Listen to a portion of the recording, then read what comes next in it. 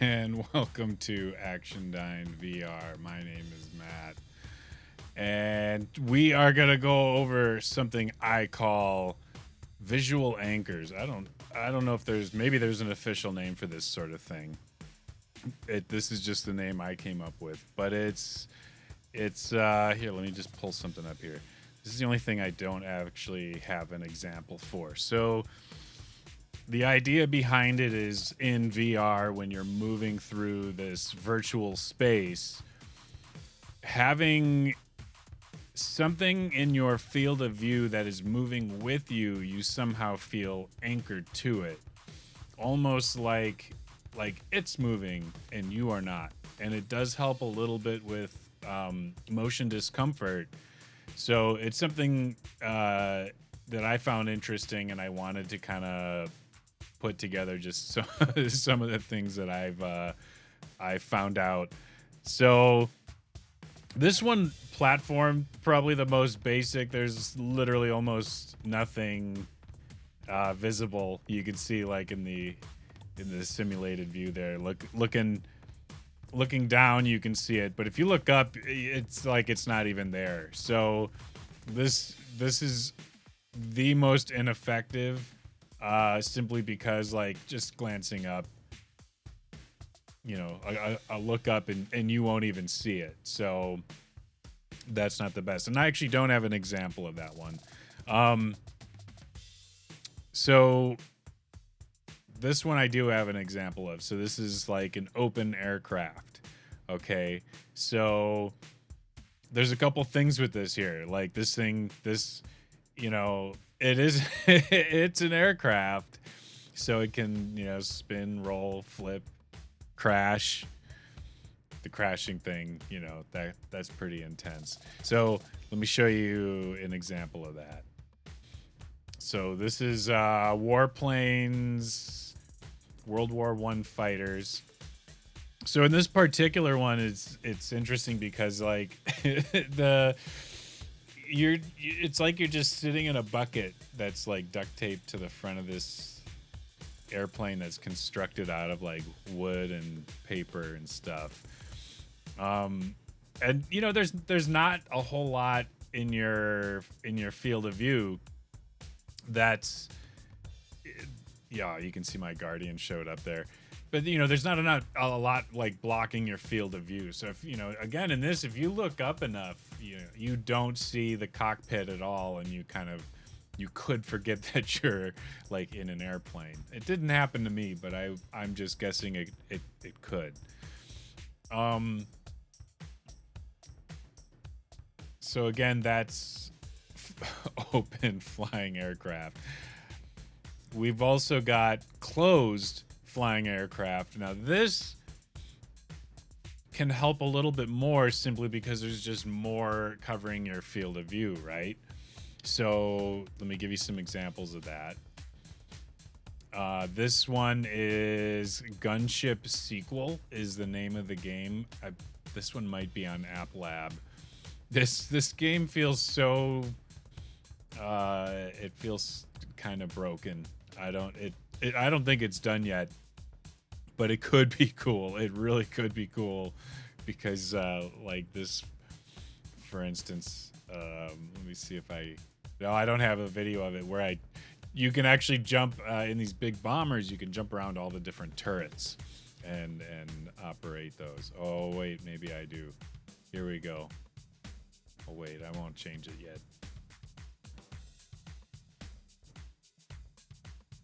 It's right after this. I promise. It's not gonna happen, is it? Oh, and I promised. I'm so sorry. I made you wait. This one is Ultra Wings. So maybe this airplane is not the best example, but there is a little bit kind of like, the point is if you look up, you're still gonna, any which way you're looking, you're still gonna see some of the cockpit, and that sort of like you feel, like a part of it, and both of you are moving, not just that you're, free floating through this virtual space, because it's very different. those two. Another example here, of course, Warplanes, Battles Over Pacific, or is it Battle Over Pacific? This one is super rad as well as the first one. I do love that series of games. But as you can see, this one's enclosed. Any way you're looking, you're seeing like the glass, the metal, and everything over you like that, which does help. But I will say though, these. Let's see if I can pull it up here. These kind of things are rated intense. Any of these flying games, like,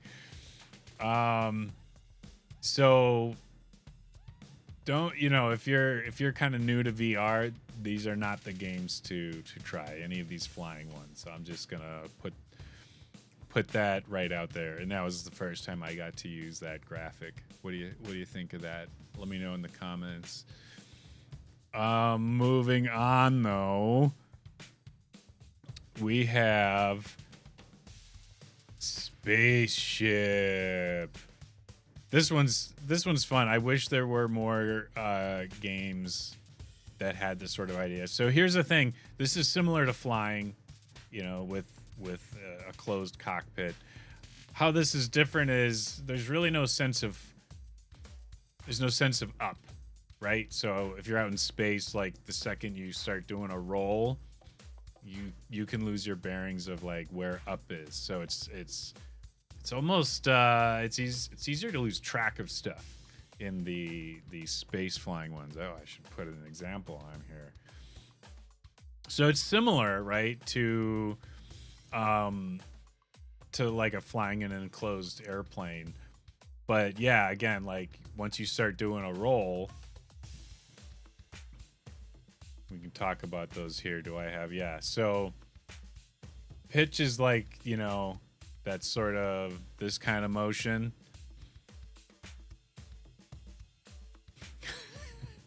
Maybe that's not the best example when relating to an airplane. And then of course there's yaw. There we go. Gotta love those graphics. I do have one more. So this game is End Space. This is, I believe, an older game. This game is cool. Like I want to like it more than I do because I really want to play a good like spaceship game, but I kind of feel like it wasn't quite there. It was not expensive, so it was not like a huge regret though. It was still a cool experience. This one is called Starfighter Arduxium Starfighter Arduxium. I think I got that right. Another example, fine example. This one, it does have some different control methods for it that I found nice that there were some options, but I did have some struggles with this game, but it is an app lab game, so it is not actually even done yet, so to speak. This could absolutely just be in beta, but that's just showing you another good example of that. So next we have mechs. So mechs, kind of like the spaceship, you've got a lot. Usually, got a lot of windows all over the place. And let's pull up an example here. So Iron Rebellion. This one's pretty good.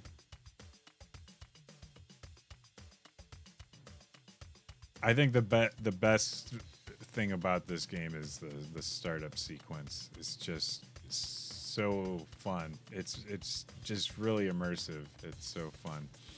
But so you're you've got a cockpit around you. There's things obstructing your view. So any way you look, you're not going to forget that you're like in a cockpit, right? So the thing is though, you're walking around. So this isn't definitely not, it's not as intense as something like, you know, it's not necessarily going to be intense. I don't know what the mech, maybe the mech games are like a moderate comfort rating. But you can, in some of these mech driving games, you can actually jump. As you can see here, it's jumping and flying. And I can't remember which one you can actually like blast their legs off. And so if your leg on your mech falls off, you'll feel like fall sideways. And, you know, there's other things that can happen. So if you are, you know, if you have some motion comfort issues, just be prepared to close your eyes in those moments, I guess. We have another example. This is World of Mechs. So this one's a little faster moving mech. But you know, you get the idea. You're kind of, you know, very little of your view is actually showing this like outside world that's moving. And when you're in VR, like the amount of that, the amount of change that's going on, like all around you, it can feel really intense. So this sort of idea of having something kind of like around you can help quite a bit. I think I've said that enough. So let's move on to, these are all, so this is our first ground-based, besides the stupid platform. But there's also like a motorcycle. And an example of that, I have Void Racer here. Now, this is pretty intense. Okay, this is like, if this is your first time to VR, don't let someone trick you into doing this one. Okay, just a little tip. I was actually doing okay. You know, now I remember when I first got this game, I was struggling to play it. I started, you know, feeling a little weird. I'm good now, and it was a lot of fun to actually come back to this one and check it out again. But the other interesting thing about this is like this game in particular. So it added, it's really hard to see, but along the edges of the screen, you can kind of barely see. It puts on like some blinders, like a little, you know, like you're looking through, like you have a helmet on, basically, with just a little bit of the view. And I actually found playing with that on, although it didn't bother me playing without it, having it on, I almost felt like there was a slight performance boost in the game, and it played a little smoother, which has a huge impact on motion discomfort from what I've observed anyway. So if we want to move on to the next one, we have like a go-kart kind of a style. Okay, so like kind of like the open flying, like there's nothing over you. So if you're looking up, you're gonna miss that you are in a vehicle. So some examples of that.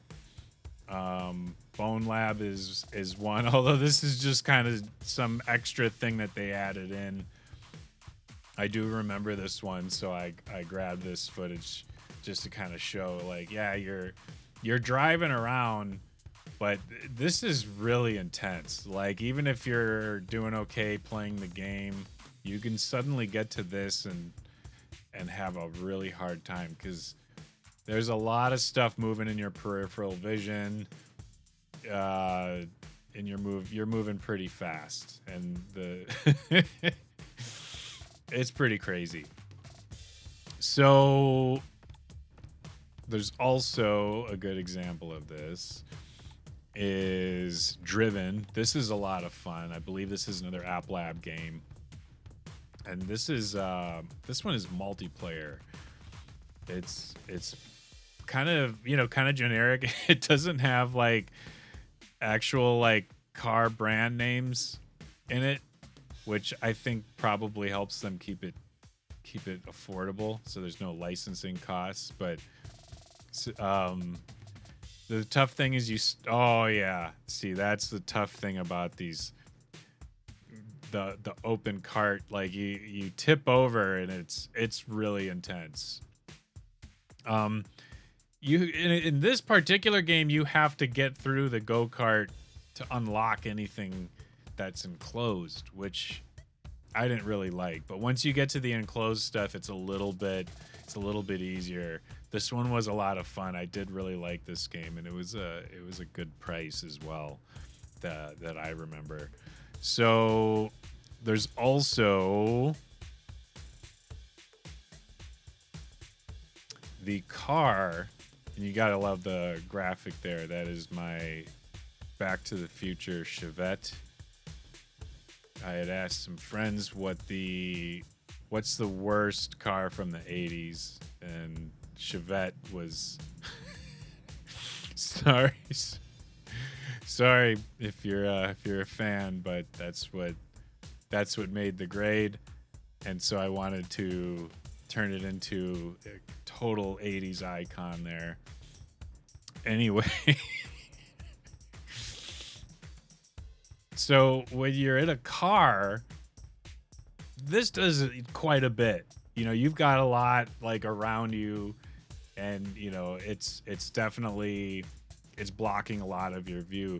And some of these driving games even give you the option to block like the side windows, which can help with like your peripheral vision, which if you're going fast, things whipping by you in your peripheral vision can be kind of taxing on you, I guess, in a motion comfort sense. And some people don't get bothered by it whatsoever, but this is for those who are curious. Maybe you've tried VR and you get a little motion sickness, a little easier. Well, these videos are for you. That's why I'm doing this, because I thought it was interesting going through my VR journey, kind of learning like some of like why did this make me feel sick and this one didn't, So I'm starting to share what I found out with that. I hope you like it. If you do, give a thumbs up, leave something nice in the comments, and thanks for watching. You have a good one. Bye.